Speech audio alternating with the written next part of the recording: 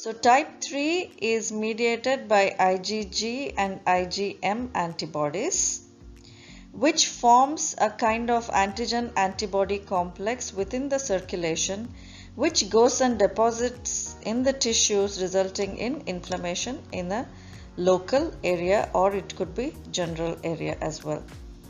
And in type 4 hypersensitivity, it is mediated by the T lymphocytes. So let's start with the type 3 hypersensitivity. Again, the antigen may be exogenous or endogenous. Some of the examples of exogenous are bacteria, virus, and drugs. And endogenous antigen, where sometimes the individual will produce antibody against self. Example is rheumatoid arthritis, which affects the joints of the individual. So type 3 hypersensitivity, like I said, can be either localized or generalized.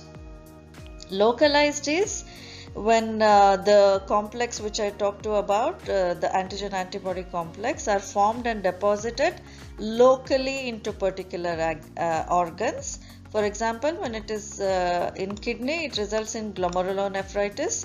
When it's deposited in joints, it results in arthritis, and sometimes it can even get deposited into the small blood vessels of the skin.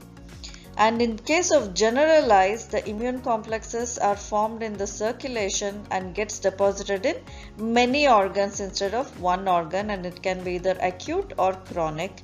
Some examples of chronic forms are systemic lupus erythematosus and rheumatoid arthritis. So if you see the image here, there are several antigens which are present in the circulation. See these dots here? So these are the antigens present in the circulation, which binds to the free antibody and forms the antigen-antibody complex. So this is the phase 1, which is called as immune complex formation. And in the second phase, this immune complex gets deposited into either a specific organ or into several organs, and that results in inflammatory reaction in that site, which you can see here. So these are some of the acute and chronic diseases which are caused by type 3 hypersensitivity reaction, and these are the antigen which causes them, and this is the clinical manifestation. That was about the type 3 hypersensitivity.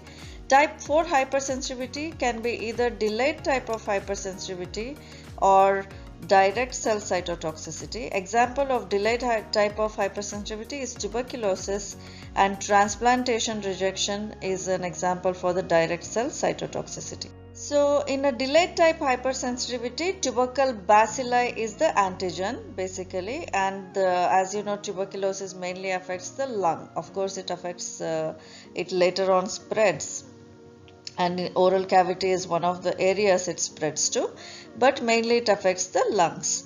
So interleukin 12 will activate the CD4 lymphocytes, and these differentiate into T helper 1 and T helper 17 effector cells, which induces a cytokine mediated inflammation.